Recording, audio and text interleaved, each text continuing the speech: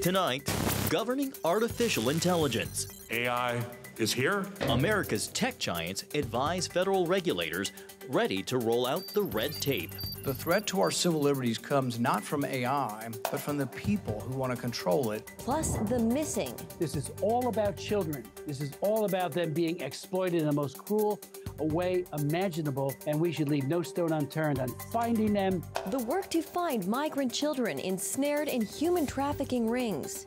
And the latest in the 2024 race for the White House. All this and more tonight on Faith Nation.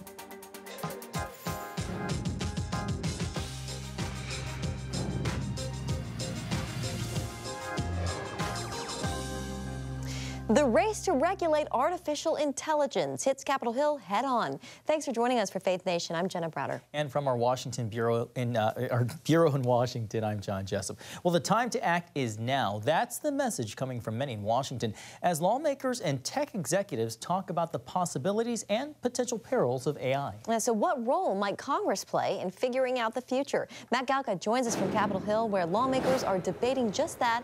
Matt, one thing that doesn't seem up for debate is just how quickly Congress wants to act here. Yeah, Jenna, absolutely right. And part of this urgency just comes from the rise of these AI programs being used in everyday life. And some lawmakers would like to get out in front of this technology before they think it becomes too powerful to harness.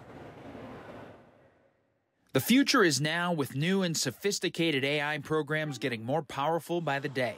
Major leaders in technology met with lawmakers on Capitol Hill this week. The likes of former Microsoft CEO Bill Gates, Facebook's Mark Zuckerberg, and Tesla's Elon Musk met behind closed doors with a bipartisan group of senators to talk AI policy.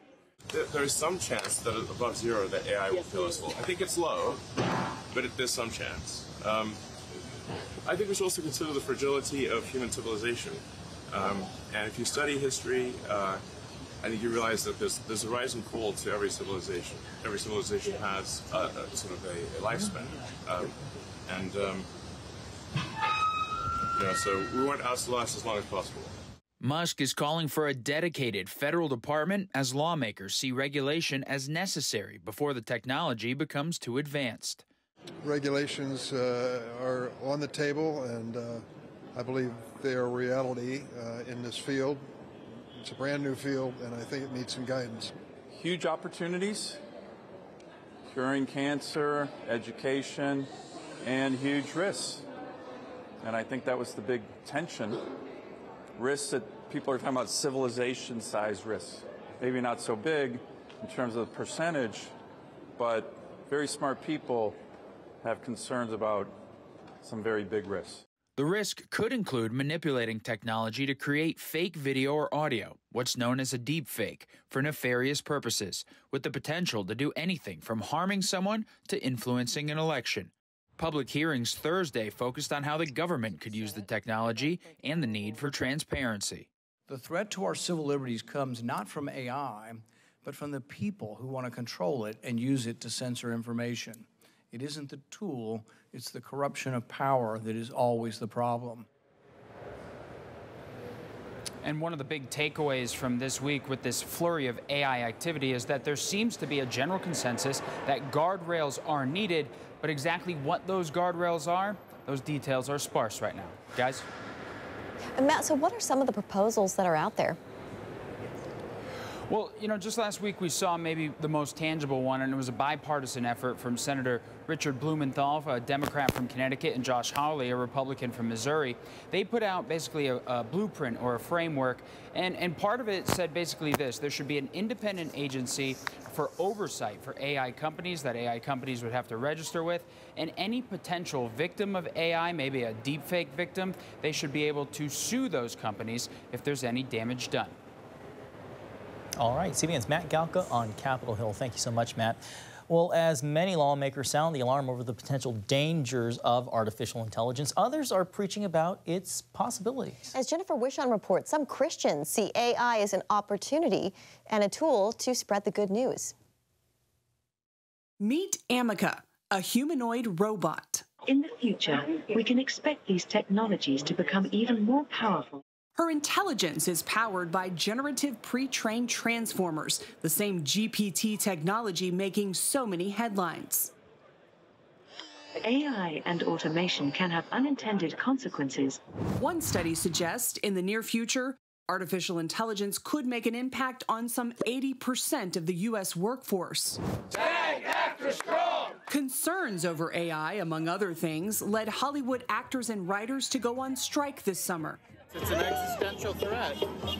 We need protections, guardrails. Tech magnate Elon Musk recently joined Apple co-founder Steve Wozniak and some of AI's most distinguished creators in signing an open letter calling on companies to immediately pause the training of AI systems more powerful than GPT-4, warning AI systems with human competitive intelligence can pose profound risks to society and humanity. Even the man considered the godfather of AI recently stepped down as vice president at Google to speak out about his grave concerns, telling the New York Times, "It is hard to see how you can prevent the bad actors from using it for bad things." The endless possibilities for artificial intelligence and the devastation it could cause in the wrong hands has many people feeling uneasy about the unknown. But AI is already being used to share the good news that never changes in churches across the country. 1615 Church Media and Communications has been using ChatGPT and other AI programs for about a year now, so we paid them a visit to learn more. This is the platform where we built stuff. The company helps churches across the country communicate to their communities with services that range from custom posters to push notifications. A lot of times, pastors will ask for something where they want to see the modern and the ancient come together, right? They want to see modern construction workers working on, the ark or something like that, or they want to see Jesus with a modern-day family in Times Square or something like that as part of a sermon series idea that they have. And before that would be something like, we really can't pull that off with excellence, where the lighting is right and everybody's in the same perspective and they're all looking at the same thing and it just looks natural. But now with AI, that's something that we can do. 1615 uses a program called Midjourney to make the far-fetched look flawless. Ryan Cook, who co-founded the company with Sharon, explains AI only gets them to about the 30-yard line. One thing I think the GPT really struggles with is anything like that's kind of spiritually nuanced. It doesn't really understand because it's not human. There's a very human element to the gospel. A pastor's recent request for a graphic showing Joseph's coat of many colors discarded on a desert floor demonstrates how today's AI still requires a human eye. It didn't do a great job to start out with. It kind of gave me, it looks like more like a dirty inflatable than it does like a coat, right? It kind of just looks like some trash that your kids left in the backyard. So he asked the program to view the coat from a lower perspective. Then it kind of gave me something that looked like, hey, maybe this could be Joseph's coat laying on the ground. A few more tweaks. And this is kind of the graphic that we were able to create.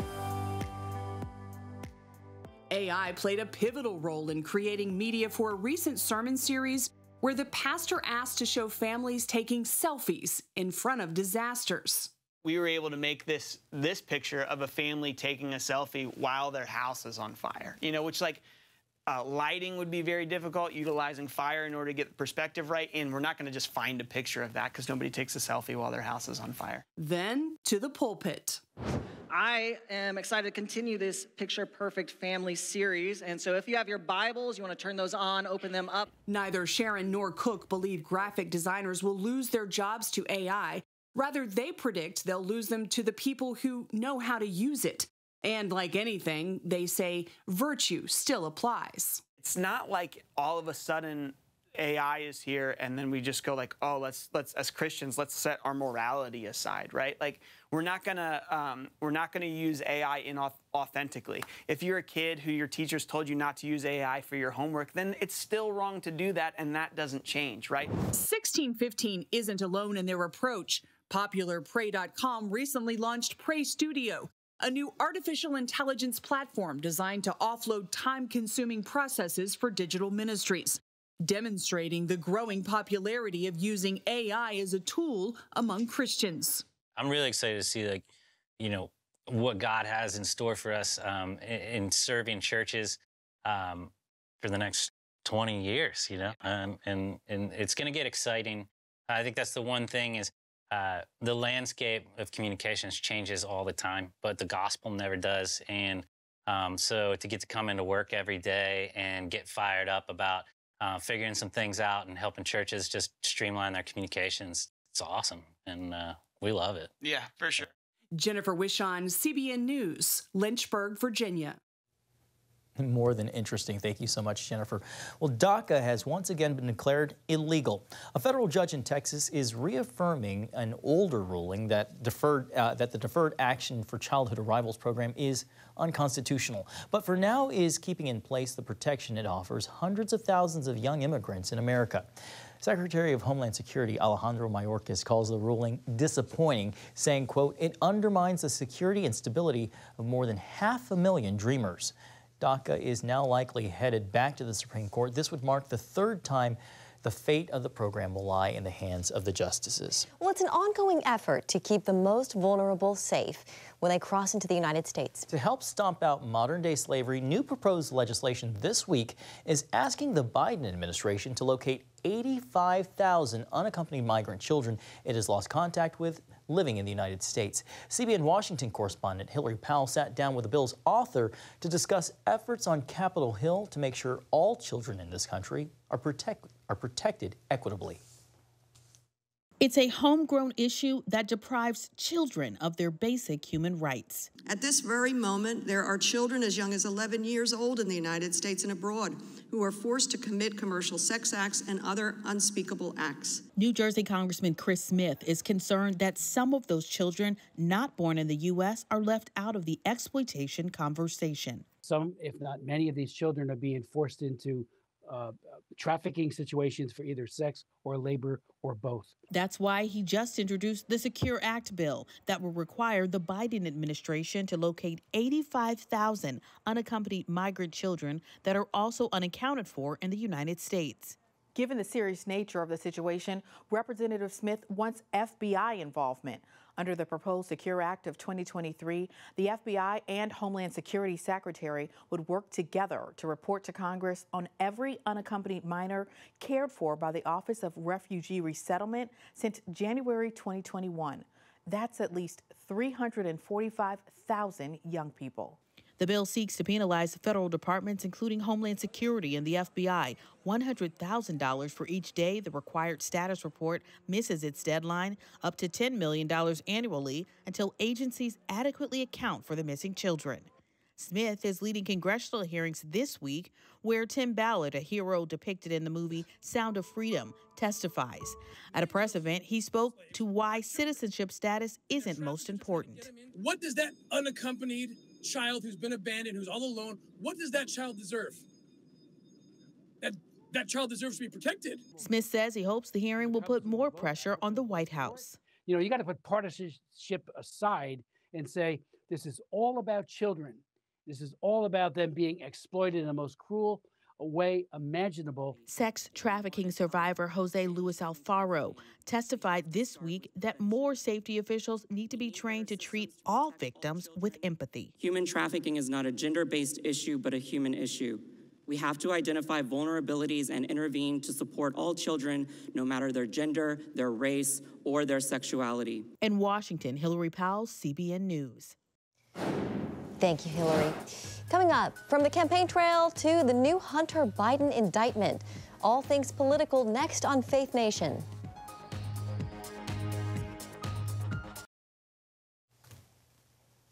Welcome back. Hunter Biden has been indicted on 3 gun-related federal charges. Court documents show the felony counts stem from Biden's drug use when buying a gun. Hunter Biden's indictment comes at the hands of special counsel David Weiss. He was appointed to the case as conservatives have been raising questions about the president's involvement in his son's business dealings. When announcing an impeachment inquiry into President Biden earlier this week, House Speaker Kevin McCarthy cited President Biden lying about his son's business as a reason to investigate. Well, the general election in the 2024 race for the White House is still over a year away, and the 2 clear frontrunners are already in a dead heat in the latest polling. President Joe Biden leads former President Donald Trump by just 1 percentage point, 47 to 46%, rather, according to the latest Quinnipiac poll. The statistical tie comes as a rematch between the incumbent and former president. Looks more and more likely. Trump has 62% of support among Republicans, followed by Governor Ron DeSantis at 12% and entrepreneur Vivek Ramaswamy at 6%. That leaves the rest of the Republican field still clamoring for percentage points on the trail. The former president's VP polling in the single digits. All right, Nathan Gonzalez is the editor and publisher of Inside Elections and a Faith Nation contributor, and he joins us now. Nathan, welcome. So let's start with the Hunter Biden indictment. How serious are these gun charges, Nathan? Well, serious for Hunter. I mean, anytime you're indicted, I think it should be taken seriously. It remains to be seen whether voters will hold President Biden responsible or there be a political fallout for his father in this. But from a legal perspective, I think you'd rather not be indicted than indicted, and we'll have to let the case play out. It seems like indictments are flying around like Oprah was giving cars years ago. You get an indictment, you get an indictment. Hopefully not Nathan, to us, No, I actually agree with you. It's better to not get one. Nathan, so this new Quinnipiac poll was taken before the Hunter Biden charges came down and before House Republicans announced their impeachment inquiry into President Biden. Even so, half of voters surveyed say they think President Biden was involved with his son's business dealings while he was vice president. How much do you think this could become an issue that will affect the 2024 race? Well, it's not incredibly surprising that half the voters think that Biden is connected to whatever his son was involved in, because almost half the country is already committed to not voting for the president. So that is reflected in the general election. I think we have to see how this inquiry plays out. Republicans think that there's something there. They have some pieces of evidence, but I think opening this inquiry, they hope that they will have access to more information. What will be interesting is whether how much the White House cooperates, because you might remember that Democrats had a couple of impeachment inquiries into the former president, and Trump was not exactly cooperative in every way. So we'll see how the inquiry ends up. We'll see if there ends up being an actual impeachment vote.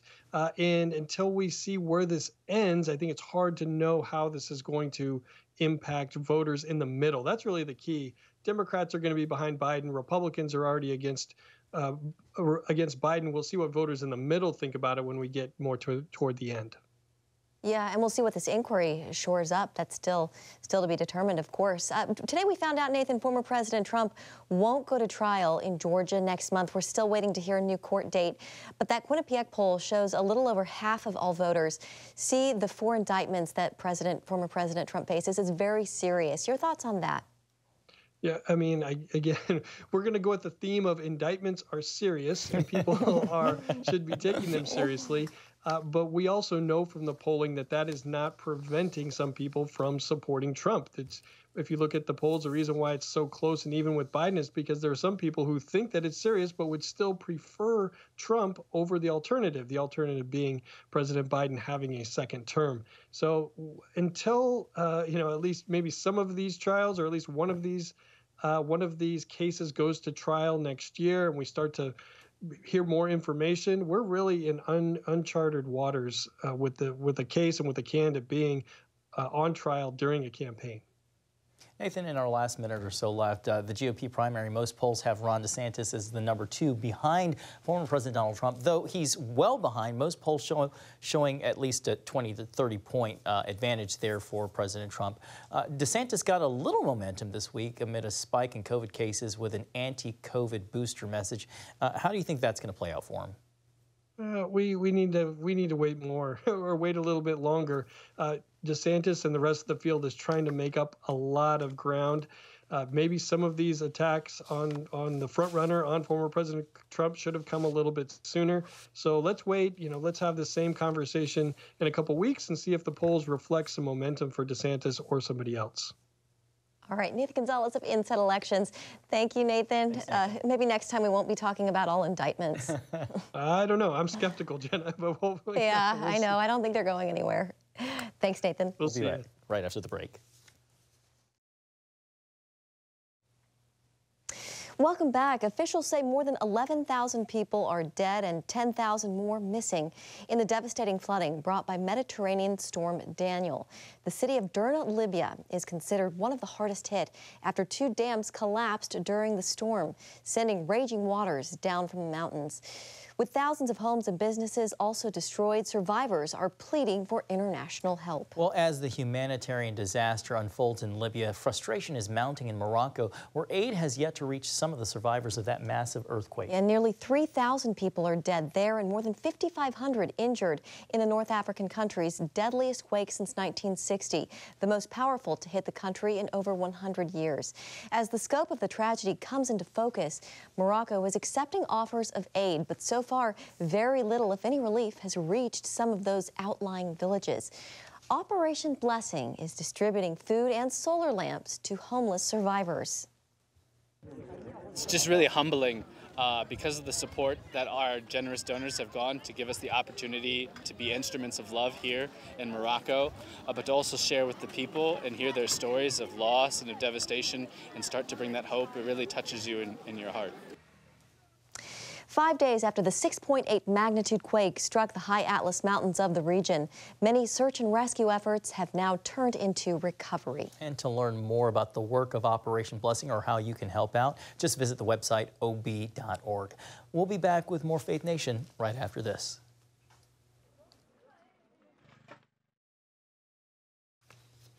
Jenna, you got any pets in your home? No, we don't. Neither do I. Not even a dog. Well, no. Maybe this story might help for those who aren't pet owners. Having a class pet in elementary school is nothing new, but you probably don't often hear about a school's pet chicken, especially one with a part-time job. Yeah, for the kids at Howell Elementary School in Kentucky, they have hatched a unique plan for a class pet. Meet Lucy. The 1-year-old chicken spends her days with the 3rd grade class, but at night, she's part of the janitorial team, following the evening custodian through the halls and cleaning up any crumbs left behind. Put them in the hallway while I'm cleaning, and little by little, just helps me clean rooms now. So go around, eat what you can, and I go behind her and sweep her and sweep behind her. And when Lucy isn't tidy in classroom, she's bringing smiles to her classmates' faces and the janitors. I love it. She looks like good company. Yeah. Well, thank you so much for watching. Have a great night.